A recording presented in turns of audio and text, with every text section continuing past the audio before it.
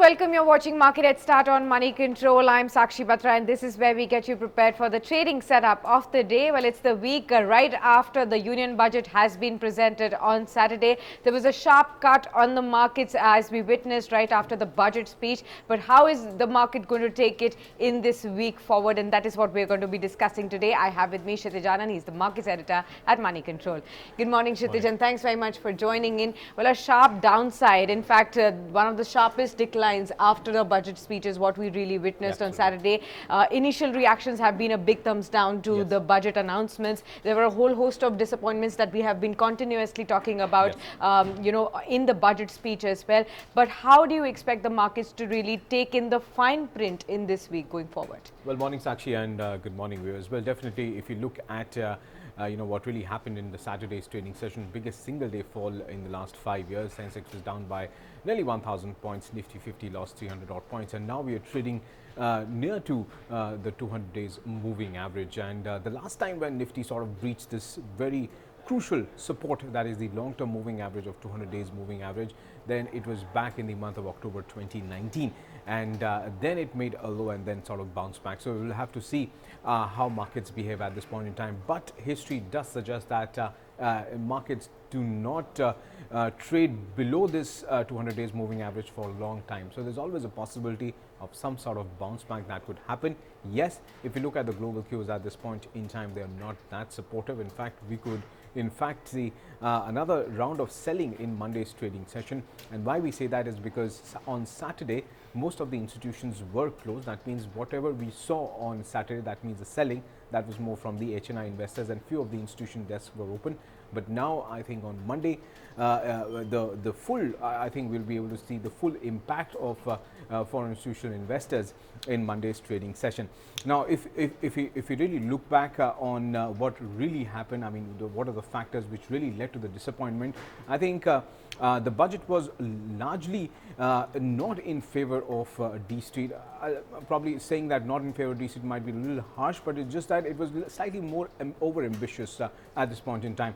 Although government was managed to retain 3.8% of fiscal target was something which was largely in line with expectation, but a 3.5% of fiscal target for 3.5% of GDP fiscal target for FY21 is something which is slightly more over ambitious, and it hinges on a lot of assumptions. Now, which the street do not like, because that is something which is dependent on the stake sale.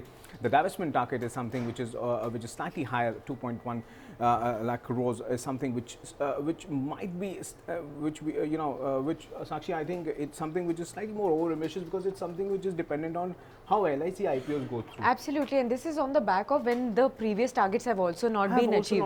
Only about 8 to 10,000 odd lakh crore rupees is what something the government has already garnered from the 1 lakh crore rupee target. So that is also a little dicey whether that will be met this year or not. And on top of that, the government has really increased and doubled this target. Yeah. And if you look back at the stimulus proposition, which probably the street was looking at from different sectors, that has not come through. Apart from that, there was no tinkering with respect to the LTCG and the security transaction tax. Yes, DDT was abolished, but then it is still taxed at the hands of the recipients. So maybe only FPIs will be benefited. That is what most of the experts are saying, that people with high net worth individuals, they will still be taxed at a very high rate of 40 to 42%. So that is something that is not going down well with those. No, absolutely. Even the income tax changes which has happened, it's with a lot of riders. That means a lot of reductions have been taken off.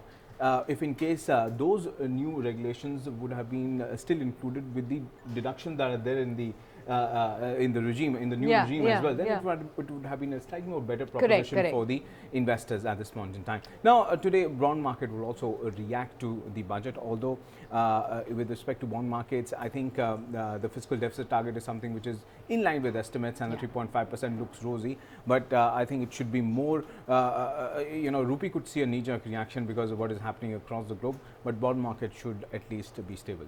All right, so the bond markets may be stable, but if you look at the overall D Street and the way it will trade, there is a global overhang, and plus the markets will be just reacting to the entire fine print of the budget as well. So we could be expecting some more selling pressure coming in the first half itself. And also, Sakshi, one more thing that experts have not been shy of giving 2.5 out of 5 to the budget 2020.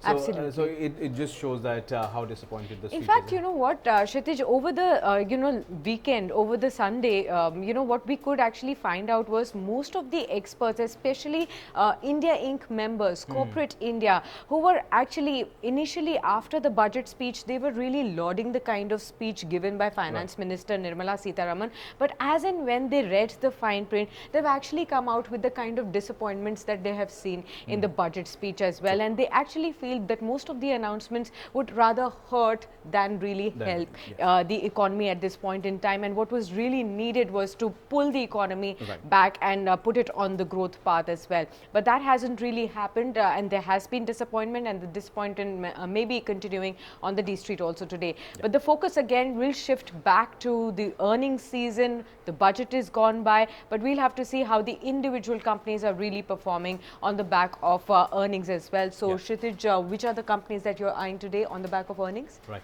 Well, as many as 73 companies on the BSE will be declaring the results for the December quarter, and most of them belong to the small and the mid-cap space. If you look at some of the stocks is Affle India, Biocrop Sciences, Godrej Properties, JBM Auto, Dr. Lal Path Labs from the pharma space, SRM, Shriram Transport Finance, Tata Chemicals, Ujjivan Financial Services, and Wilson Corp are some of the companies which will be declaring the results for the December quarter. Right. Now, apart from this, what is also very important for all the traders to watch out for as to technically what are the charts suggesting and what will be the crucial levels to really watch out for on the index. So, Kshitij, the good part is that 11,600 on the downside has been protected, because we were initially talking about how this could be a crucial support level. In case the markets actually slip below this, then we could see severe selling pressure even from there on as well. But this 200 exponential moving average, like you said, has been really protected, and the Nifty has taken support over there. But for today, in case we slip more, what are the targets that we can see on the Nifty, and what should be traders' position today? Well, absolutely. Well, if you look at in terms of technicals, well, it was a long bearish candle that we saw in Saturday's trading session. Now, if in case we do slip below 200 days moving average, which is more likely, then the next bit of support is placed at 11,343. That's where most technical experts are suggesting at this point in time. Now, we also suggested that if you look at the history, the last time when the 200 days moving average was broken was back in October 2019, and it's not long that normally we say we normally see Nifty mean reverting towards the average. So that's why we'll say that it's not long.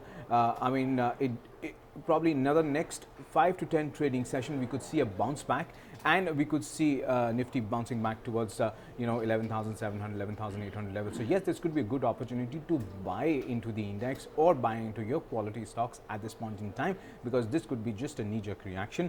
And yes, because 200 days moving average is a big support, we could see a lot of buying interest around about that time. Right. Very quickly, Kshitij, if you could just point out specific stocks that also would be in action today.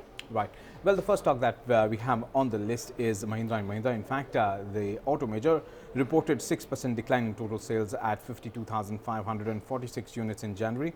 Apart from that, OMC stocks will be in focus. The ONGC, IOC and other oil PSUs will invest over 98,521 crores in the coming fiscal starting April 1st in exploring for oil and gas refineries.